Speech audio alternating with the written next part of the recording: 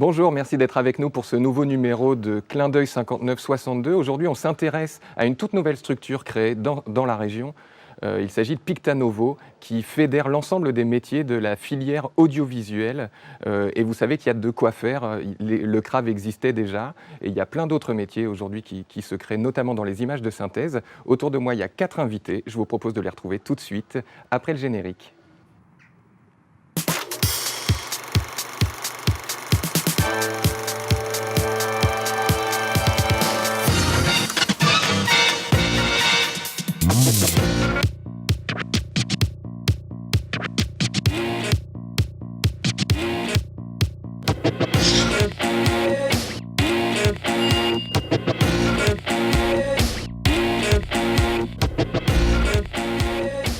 C'est donc à la filière audiovisuelle régionale qu'on s'intéresse aujourd'hui dans ce nouveau numéro de l'émission Clin d'œil 5962 et plus précisément à la nouvelle structure qui a été créée tout récemment qui s'appelle Pictanovo. Alors structure, c'est pas forcément le mot qui convient. On va en parler avec Vincent Leclerc qui en est le directeur général.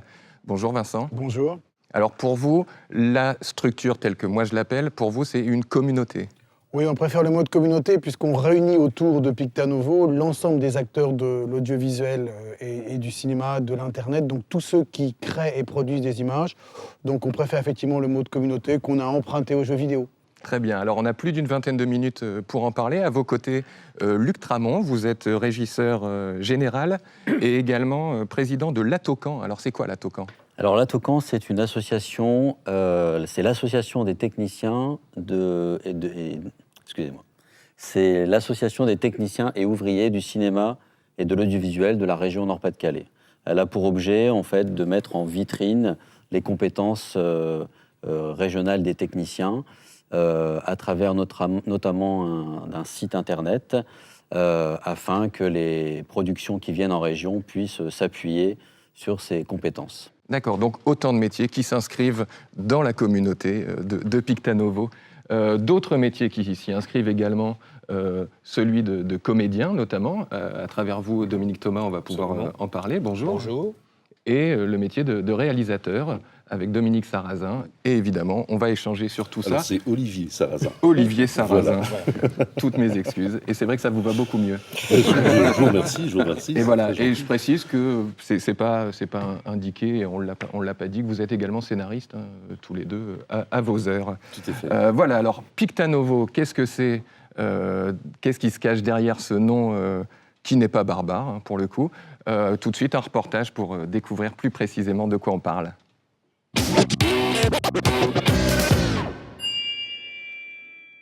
Ah, le CRAV, c'est un nom compliqué, hein. CRAV, Centre Régional de Ressources Audiovisuelles. Mais c'est une stratégie qui est claire. C'est le conseil régional, donc la région, qui il y a 25 ans, a décidé de créer un organisme pour accompagner la production audiovisuelle. Les grandes missions du CRAV, elles sont à la fois artistiques et économiques. En 2 mots, c'est coproduire des bons films qui créent des emplois. Alors, on n'est pas seulement artistique, tout ce qui nous intéresse, c'est que le film soit bon, mais aussi qui crée des emplois de comédiens, de techniciens, de producteurs, de post-producteurs, ici dans la région Nord-Pas-de-Calais. Le pôle image, on l'a créé pour essayer d'inventer les images de demain. Et c'est quoi les images de demain ? Les images de demain, c'est des images sur lesquelles vous pourrez interagir. Quand vous êtes au cinéma ou devant le poste de télévision, vous êtes passif, vous n'intervenez pas. En revanche, quand vous êtes effectivement dans un web documentaire, dans une fiction interactive, eh bien vous pouvez intervenir sur les contenus. Le pôle image, c'est le département innovation du CRAV.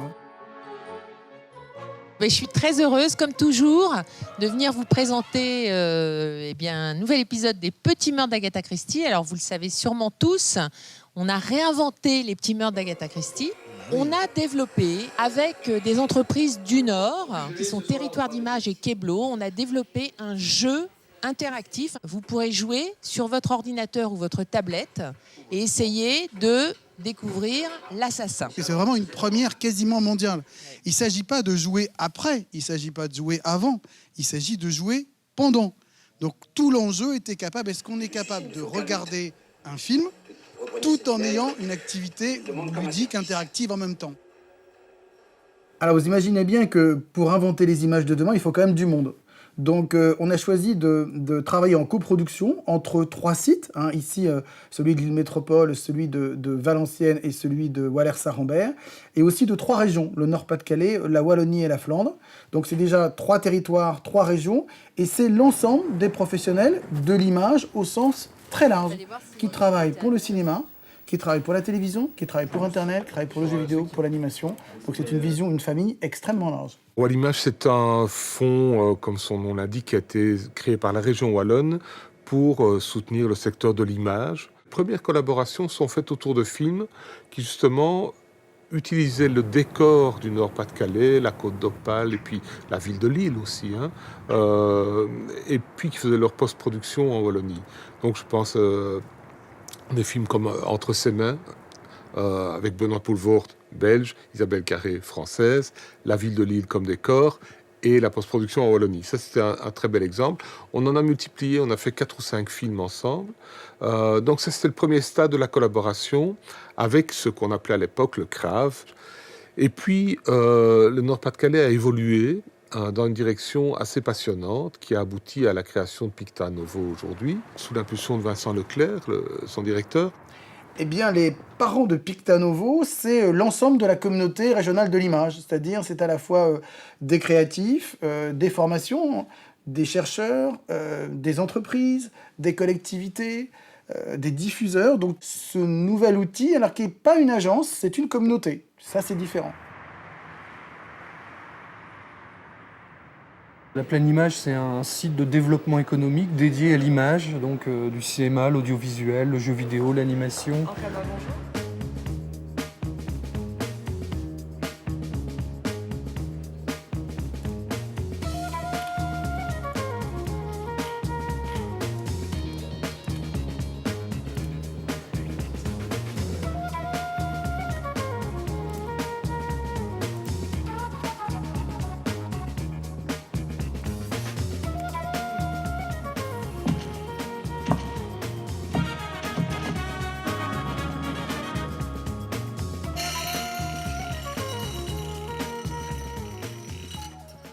Et l'Imaginarium, c'est le dernier bâtiment qui a été ouvert sur la Pleine Image. C'est 8000 m², une surface totale de 8000 m², découpée en 5 étages.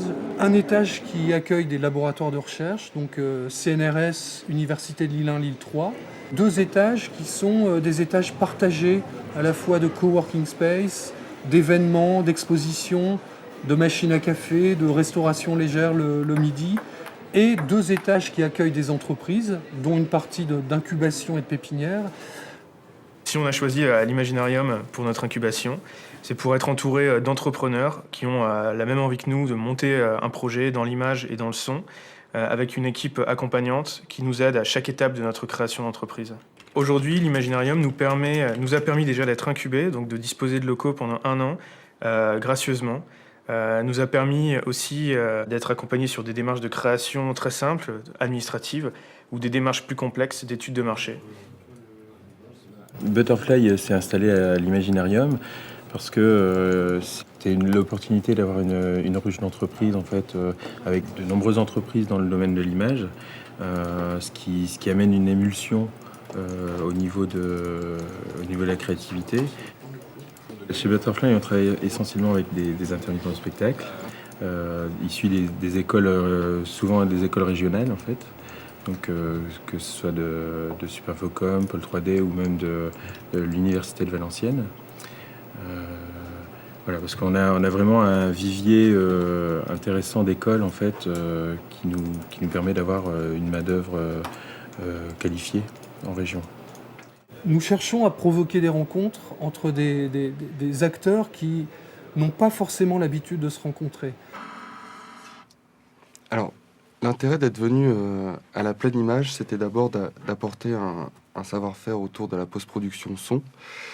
Et grâce à la nouvelle entité qui est Picta Novo, ça va nous permettre d'élargir nos possibilités de travail, notamment grâce à l'Eurorégion, le site de Valenciennes, le site de Wallers.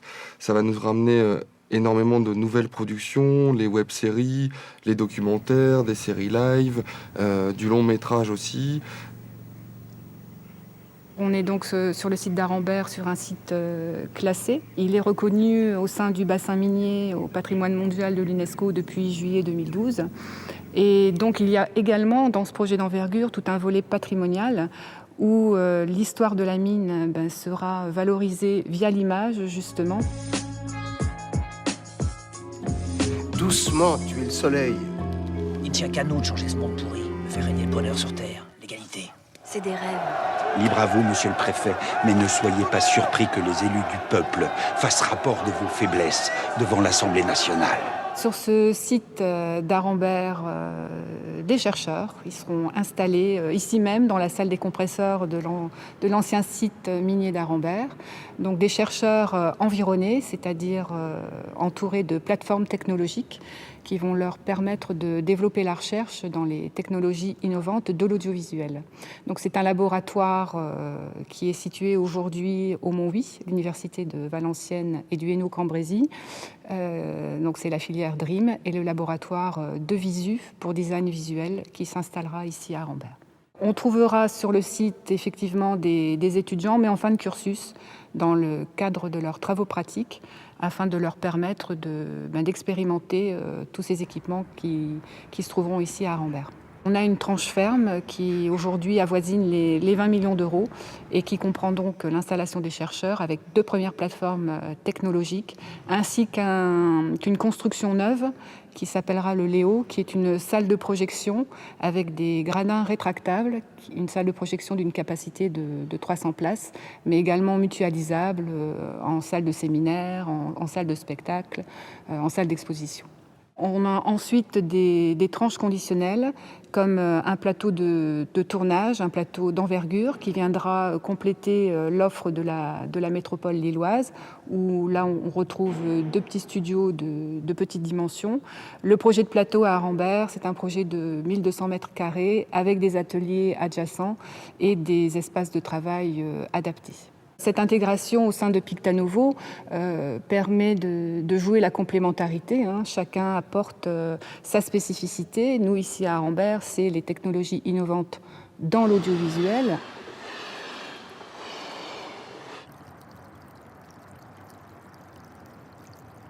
Donc la serre numérique, c'est le grand projet du territoire valenciennois et de la CCI Grand Hainaut pour valoriser la filière numérique, la filière création numérique sur son territoire. C'est donc un bâtiment qui fera 18 000 m². C'est le bâtiment amiral, on va dire, d'un projet plus global que sont les rives créatives de l'ESCO et qui a vocation autour à accueillir tout un tas de nouvelles entreprises sur cette filière numérique.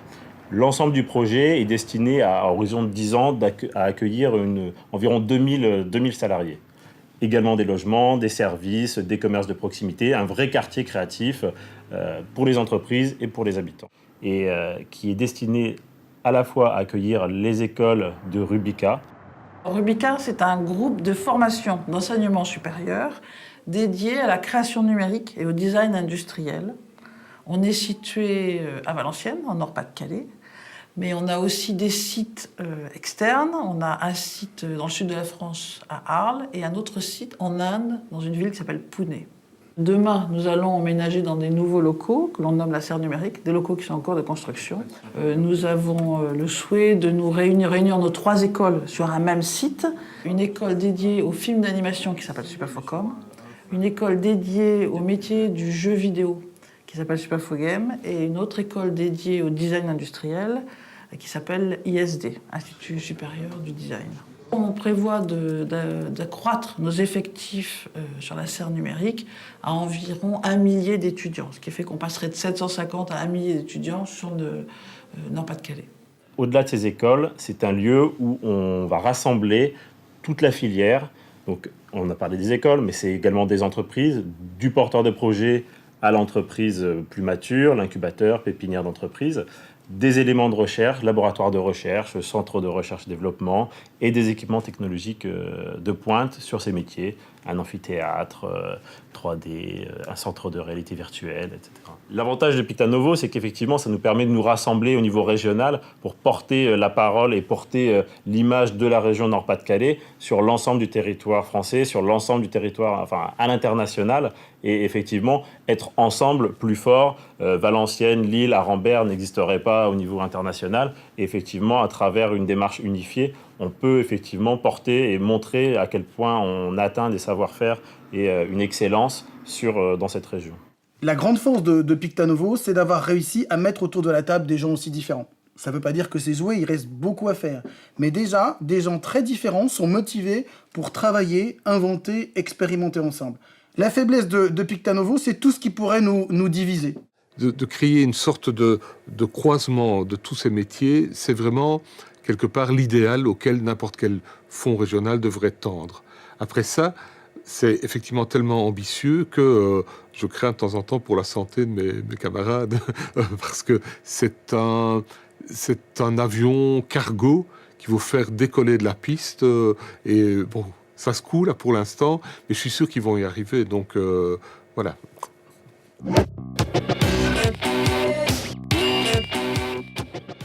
Un avion cargo, ce Pictanovo. Qu'en pensez-vous, Vincent Leclerc, votre camarade d'Outre-Quiévrain parle d'un avion cargo. Y a-t-il des turbulences? Non, il a dit un avion cargo qui tremble juste avant le décollage. Voilà. C'est pas mal. Mais est-ce qu'il y a des turbulences après en vol?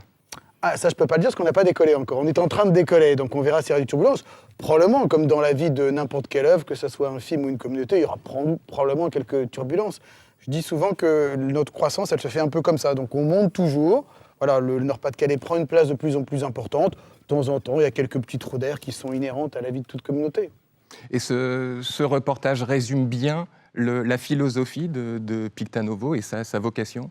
Oui, je trouve qu'on voit bien que Pictanovo, c'est un peu l'union sacrée de l'ensemble des acteurs de l'image pour inventer l'avenir. Et on voit bien que c'est fondé à la fois sur 3 territoires. On a vu la pleine image dans la métropole lilloise, la serre numérique à Valenciennes et le site d'Arambert. Et puis aussi 3 régions. On a vu notre ami Philippe Reynard de Wallonie, mais les Flamands sont aussi partie prenante depuis le début et sont administrateurs de notre communauté.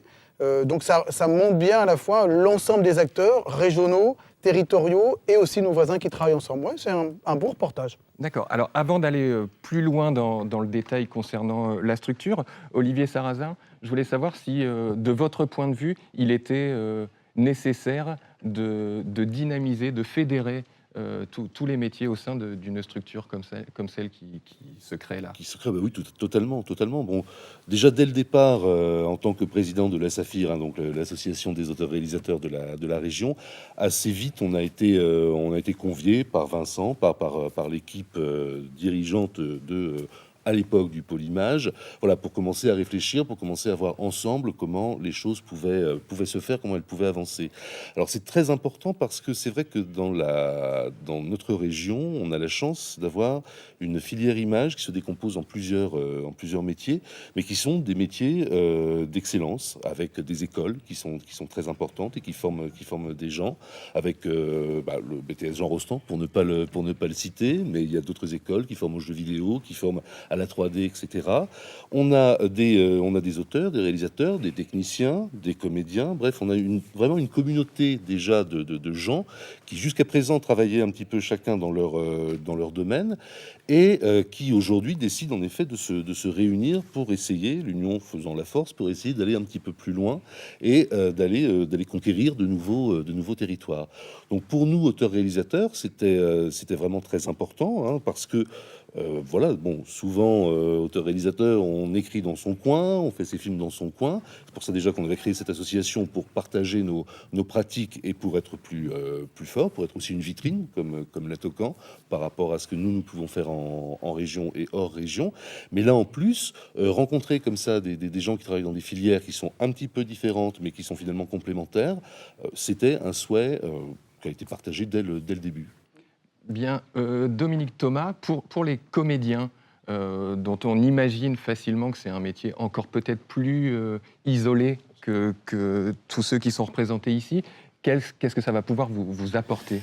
De toute façon, plus se développe ce type de communauté, plus le comédien a accès aux réalisateurs, aux films, aux projets, plus il est au courant de tout ça. Bon, la première chose évidente pour le comédien, c'est d'avoir accès au fichier de Pictanovo. Alors peut-être que le fichier va encore se métamorphoser puisque la structure grossit, on va trouver d'autres méthodes, mais en tout cas, moi, directement, dans mon métier, c'est grâce au fichier de comédien de Pictanovo que les réalisateurs viennent chercher dans le fichier tel comédien.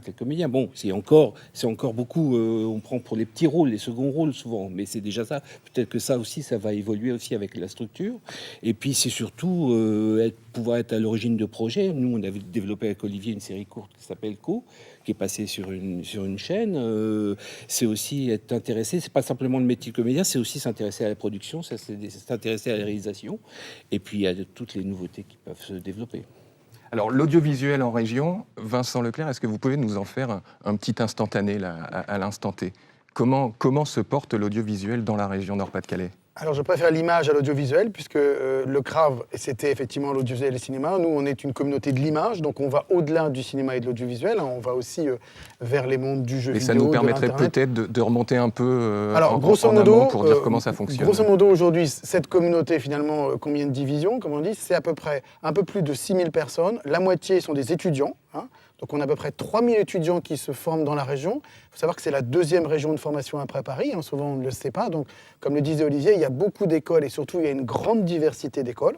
Donc voilà, la moitié, et l'autre moitié, à peu près 3000 professionnels, dont à peu près 500 techniciens, 500 comédiens et 2000 qui travaillent effectivement plutôt dans le monde du numérique, de l'animation, du jeu vidéo, etc.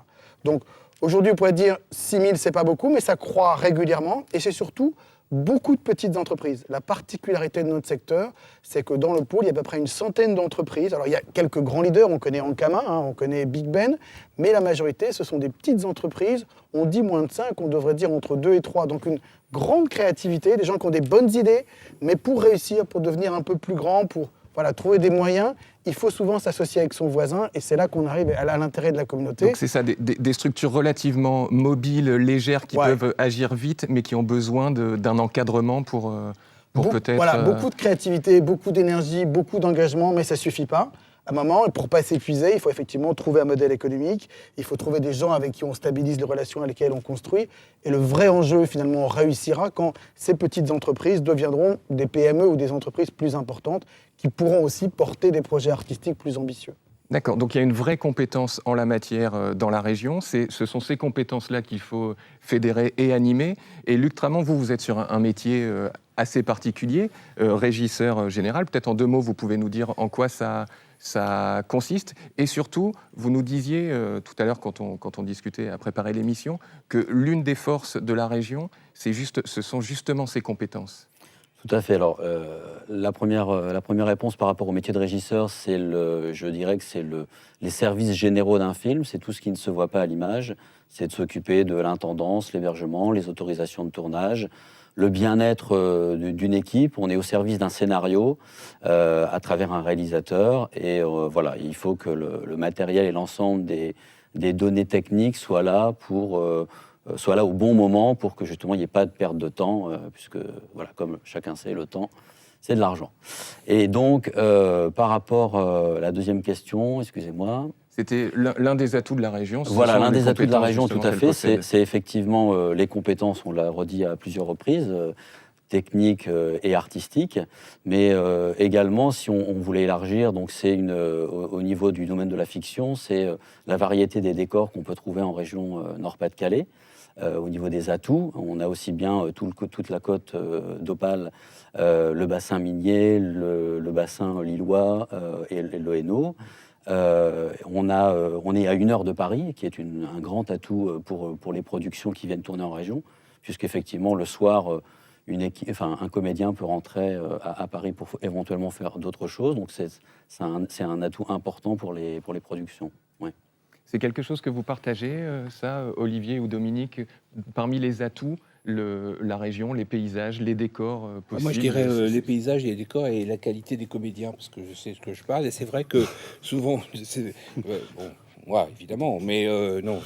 Tu rentres pas à Paris le soir. Non, je rentre pas à Paris le soir. Tu rentres à Mais Tourcoing le je veux soir. dire, non, mais c'est vrai que les réalisateurs qui viennent ici, d'abord, ils savent à qui ils ont, qui interpeller pour trouver des décors, et après, pour trouver des comédiens, ils sont souvent surpris de la qualité des comédiens parce que on se dit le Nord, c'est une contrée comme ça, et la proximité de Paris fait que oui, il y a une mixité dans l'équipe artistique. Et Donc pourquoi on le sait si peu alors qu'il y a de bons comédiens dans la région? ça, je vais vous dire, peut-être que parce que la France est trop centralisée et que c'est toujours cette histoire de Paris-province et que pour les On est Parisiens... trop proche de Paris, peut-être même. Oui, mais alors on serait encore plus loin, ce serait le même problème. C'est la faute à Napoléon. Qu'est-ce que je voulais que je vous dise, moi Très bien.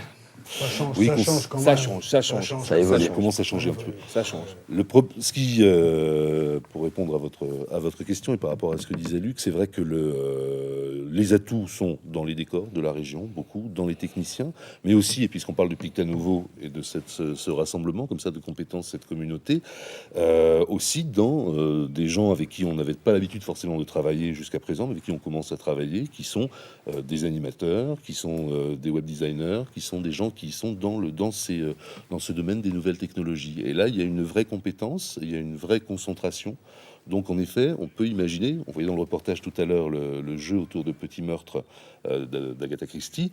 Bon, voilà, ça a été développé totalement en région, avec une production parisienne pour ce qui concernait le téléfilm et une production régionale avec une société de la région pour développer ça. Et ça, on en parlera. C'est d'ailleurs un des objectifs de Picta Novo, c'est de développer le transmédia et d'être vraiment sur tous les supports de l'image aujourd'hui. Alors, on a parlé des atouts. Est-ce que la région a des faiblesses sur lesquelles il va être possible de travailler avec Picta Novo, mais il y a aussi des faiblesses parfois incontournables contre lesquelles on ne peut rien? Oh, c'est pas le genre de la région, hein, c'est pas le genre des gens du Nord, quand même. En général, on a l'habitude de se battre. Si je on vais a besoin rajouter... de faire un film sous la pluie, ça tombe plutôt bien. Mais Pas est-ce sûr, que mais le c'est climat vous, est un c'est ce problème? jour-là, justement. Non, je voudrais rajouter comme une chose. Il y a aussi une vraie volonté politique, hein, une vraie volonté des élus, parce que c'est important, effectivement, d'avoir des talents régionaux. On a vu qu'on en avait, à la fois chez les créatifs, dans les formations, chez les labos, etc. Mais tout ça, sans argent, quand même, ça rend la chose un peu plus difficile. Or, il y a un engagement qui date de très longtemps, puisque le CRAV, l'ancêtre, un des ancêtres de Picta Novo, a été créé il y a 25 ans. Donc cette région, quand même, s'investit dans le domaine du cinéma et de l'audiovisuel depuis très longtemps. Rappelons quand même que notre fonds cinéma et télévision est le 3e fonds régional français, donc c'est quand même 3 millions d'euros par an, que le fonds expérience interactive, on y parlera après sur les nouvelles images, c'est 1,5 million d'euros par an. Donc il y a un effort de la collectivité qui croit en ce secteur. Et c'est important, on peut avoir les meilleurs des talents. Si effectivement les collectivités, je dis bien les collectivités, pas seulement les régions n'y croient pas, je crains qu'on traîne un peu. Quelles sont les faiblesses? Les faiblesses, c'est de croire que parce qu'on est à peu près sur la 3e marche du podium, on va s'en sortir. La faiblesse, c'est de penser que tout va bien, parce que finalement, on a quand même effectivement régulièrement des films à cadre, on a des séries qui marchent bien, on a quand même des documentaires qui sont vus. Et le monde est en train de changer rapidement. Donc la faiblesse, ça serait de se donner une motion un peu d'autosatisfaction. Ça serait assez dangereux. Ce n'est pas tout à fait le genre des gens du Nord non plus. Et je pense que là, ce qu'on est en train de faire, c'est de se rendre compte qu'il faut continuer à changer, continuer à bouger parce que le monde change très vite. Et que pour y arriver, même si on a de très beaux succès dans la région, il faut qu'on s'associe avec d'autres. Évidemment avec nos voisins wallons et flamands, mais pas seulement. Voilà. Finalement, même si on est très dynamique, n'oublions pas qu'il y a d'autres gens très dynamiques aussi en Europe et dans le reste du monde. Il faut quand même la compétition, on le voit bien, hein, les séries qu'on regarde, les séries, elles ne viennent pas de Poitiers, elles viennent plutôt de Los Angeles. Donc on sait qu'on est dans un secteur où la concurrence est forte. Donc voilà, on a de beaux atouts. La faiblesse, ça serait de se reposer sur nos lauriers. Mais encore une fois, ce n'est pas vraiment le genre des gens du Nord. Alors, Luc Tramont, vous êtes plutôt spécialisé dans le cinéma, la fiction, en tout cas. Quels sont vos grands souvenirs de tournage dans la région? Vaste champ de recherche, oui, parce que je dirais que chaque film amène un souvenir à chaque fois. Moi, j'ai eu la chance, un de mes grands souvenirs, c'est le fait de commencer sur le film de Claude Berry, Germinal. C'est le grand souvenir de ce métier. Après, je dirais qu'il y en a des tas, parce que chaque rencontre avec un réalisateur, avec une histoire, et toute une équipe qui compose la fabrication d'un film, voilà, je peux pas dire un souvenir, il y en a des tas. Mais je dirais que le marquant, c'est de commencer sur une œuvre qui en plus retrace un patrimoine régional de la mine, qui était Germinal de Claude Berry. Oui. Alors justement, vous nous parlez de Germinal, et on a un tweet là qui est envoyé par Antoine, qui demande, enfin je le lis, NPDC, terre de comédie, point d'interrogation. On a tendance, alors j'élargis un peu sa question, on a tendance à trouver que ce qui est tourné en région, c'est un peu noir. Est-ce que c'est votre point de vue ? Est-ce qu'il y a une... Non, je peux dire que nous, on a fait une série courte qui s'appelle Co, c'était plutôt de la comédie. C'est vrai qu'on pourrait croire que les décors du Nord industriel portent à la tragédie, au côté noir, mais non, parce que bien éclairés, nos décors peuvent devenir des décors de comédie. Par exemple, même dans le milieu associatif, festivals comme Welcome Tomorrow, etc., qui donnent la part belle aux jeunes, c'est souvent des thèmes de comédie, c'est souvent des thèmes... Non, je ne ressens pas ça. Disons que peut-être que ça n'est pas en rapport avec les décors de la région ou pas. Je pense que c'est plus le type de film qui vient sonner à la porte de Picta Novo. Voilà, ce sont des films qui ne sont pas des énormes budgets. Ce sont des films qu'on appelle des films du milieu au niveau du financement. Et donc c'est vrai qu'on est plus souvent dans un cinéma d'auteur qui ne va pas forcément aller chercher les ressorts de la comédie ou aller raconter des histoires légères. Donc je pense que ça vient de ça, parce que globalement sur l'ensemble du cinéma français, la comédie est loin d'être majoritaire. On a quand même beaucoup plus de films noirs, durs, difficiles que de films drôles. Et bon, on a aussi des très mauvaises comédies qui sont pas forcément intéressantes. Oui, et c'est pas la comédie n'est pas forcément un gage de qualité, le nombre d'entrées non plus, et ça c'est. Mais en tout cas, il n'y a pas de parti pris, Vincent Leclerc, à vouloir promouvoir le drame ou le. On n'est pas là pour promouvoir ni le drame ni l'image de la région. Je pense que c'est important. On est là d'abord pour soutenir des œuvres. C'est vrai que compte tenu de la situation de crise économique qu'a connue la région à la fin du XXe siècle, évidemment, on a eu La part des anges, ça commence aujourd'hui, qui je trouve sont des très beaux films, mais qui racontaient aussi cette période un peu difficile de reconversion, qui n'est pas terminée, d'ailleurs, qu'a connue la région. Aujourd'hui, nous, notre souhait, vraiment je pense que les comités de lecture respectent bien cette règle, c'est qu'on montre tout ce qui se passe dans la région. C'est-à-dire à la fois ce qui marche bien, il n'y a pas de tabou pour montrer aussi les difficultés qu'on peut rencontrer, mais voilà, une diversité. Moi, j'aime autant les petits meurtres d'Agatha Christie dont on a parlé, qui sont pour le coup effectivement Dominique Thomas. Absolument, dans lequel joue Dominique, mais on voit bien, c'est une forme de voilà, c'est quand même sous le ton de la comédie. Mais j'aime tout aussi bien Présumé coupable, qui raconte l'affaire Dutroux. L'un n'empêche pas l'autre. Quand vous regardez ce qu'on soutient, il y a une grande diversité. On est attaché à cette diversité parce que c'est la réalité de la région du Nord. Il y a des choses qui marchent très bien dans le Nord-Pas-de-Calais, des choses qui marchent moins bien. Voilà, tant qu'on est dans cette diversité et qu'on raconte justement les choses, parce qu'après, s'attacher à des sujets difficiles comme Outreau ou d'autres, ou Welcome sur la question des clandestins à Calais, il faut le faire justement, il faut le faire bien. Et je trouve que quand c'est bien fait, il n'y a aucun problème pour parler, y compris de ce qui est parfois difficile dans cette région. Alors un deuxième tweet qui va élargir le débat, c'est celui de Julie qui demande « À quand un autre JAVC ?» Donc un autre « Je vous ai compris ». Et moi je prolonge la question, est-ce que désormais, sous l'égide de Picta Novo, on est en mesure de le faire à 100% en région ? Absolument, donc JVAC, c'est Je vous ai compris. Hein. JVAC, Je vous ai compris, qui a été tourné, qui a été tourné ici majoritairement dans les studios justement du BTS Jean Rostand. Donc c'est un téléfilm d'animation un peu particulier puisque les acteurs jouaient maquillés. Et puis après, on les retravaillait en studio. Mais ce qui est très intéressant, c'est à la fois effectivement la qualité de ce téléfilm et la collaboration qu'on a eue ici, mais aussi que cette œuvre a été réinventée sous forme de 3 modules de 30 minutes que vous pouvez trouver gratuitement le premier module sous l'Apple Store, absolument pour l'instant, et qui a fait l'objet aussi d'une BD interactive. Donc on voit bien qu'à travers cette œuvre, on a fait un téléfilm classique, même si son modèle de production n'est pas très classique, et puis il a été réinventé d'une autre façon, et ça donne vraiment quelque chose qui est très beau, je trouve qu'il est artistiquement est vraiment très intéressant, cette espèce de BD avec des cartouches qui bougent, voilà, le truc dont on a toujours rêvé quand on était petit dans notre lit à lire les BD, ça bouge, voilà, pour de vrai, et on est bien dans le monde de Picta Novo, c'est-à-dire à la fois les forces du cinéma et de l'audiovisuel, du numérique et aussi de l'interactif. Donc je pense qu'il y aura d'autres JVAC, comme Les Petits Meurtres d'Agatha Christie, il y a la version téléfilm et il y a aussi une version qu'on a expérimenté, ce jeu un peu particulier. Oui, ça sera une partie, ça ne sera pas tout, ça sera chaque fois que ça fera sens, on essaiera de faire des liens entre le monde du cinéma et de l'audiovisuel et le monde de l'interactif, on va dire. Alors, toujours dans cet ordre d'idée, Olivier, vous êtes réalisateur, on va dire, de facture plutôt classique.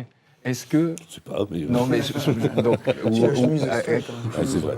Alors, vous allez comprendre ce que je veux dire avec la suite de la question. Est-ce que le fait de voir cette communauté se créer, donc Pictanovo, cette structure arriver, est-ce que ça vous ouvre d'autres envies en vous disant j'ai peut-être envie de me mettre aussi un petit peu sur la synthèse ou faire appel à une autre structure et donc ouvrir votre champ?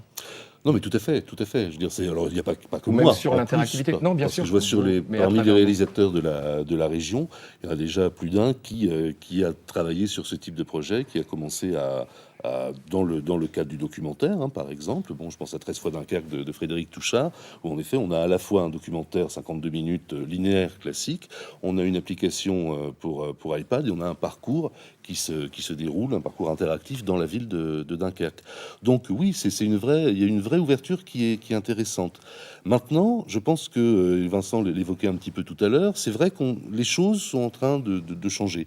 Peut-être moins vite que ce qu'on imaginait il y a encore 2-3 ans, où on pensait que assez rapidement, on allait abandonner la télévision, on allait abandonner le linéaire pour ne plus être que dans un espèce de monde où on serait dans du jeu vidéo, dans de l'interactivité et tout ça. Les choses se passent pas exactement comme ça.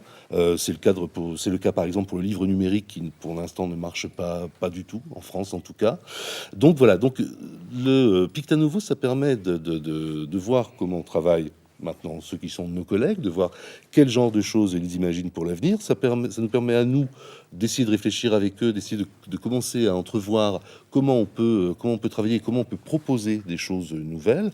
Moi personnellement, oui, j'ai un projet qui est dans les cartons en ce moment, mais qui est tout à fait dans ce champ d'une expérience interactive avec un public qui ne soit pas un public de télévision au départ. Donc voilà, je pense que c'est vraiment tout bénéfice pour nous tous. Ce qui est important maintenant, c'est que dans cette communauté, chacun comprenne un petit peu les valeurs des uns et des autres. Parce que au départ, on était quand même très très éloignés. D'un côté, des prestataires, des gens qui étaient des prestataires de services, qui travaillaient pour de l'institutionnel ou pour des grands groupes, etc. Et de l'autre côté, des auteurs, des artistes qui faisaient leurs œuvres, voilà, un petit peu dans leur coin. Donc ça, il faut que les choses se mixent, il faut qu'on se comprenne bien, qu'on arrive vraiment à ce qu'il y ait des ponts dans nos pratiques et dans nos envies. Mais les deux exemples que citait Vincent prouvent que ça marche.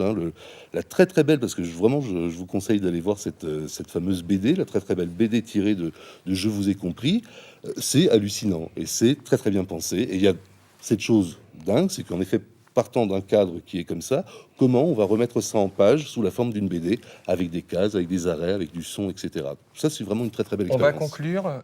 J'aimerais éventuellement qu'en un mot, vous résumiez ce que vous attendez de Pictanovo et de la dynamique qui se crée. Mais vraiment, un mot. Je vais commencer pour revenir à l'analogie que faisait notre ami Philippe Reynard. Je pense qu'on va tirer gentiment sur le manche et l'avion est en train de vibrer et on va commencer à décoller. Merci Vincent Leclerc. Luc Tramont.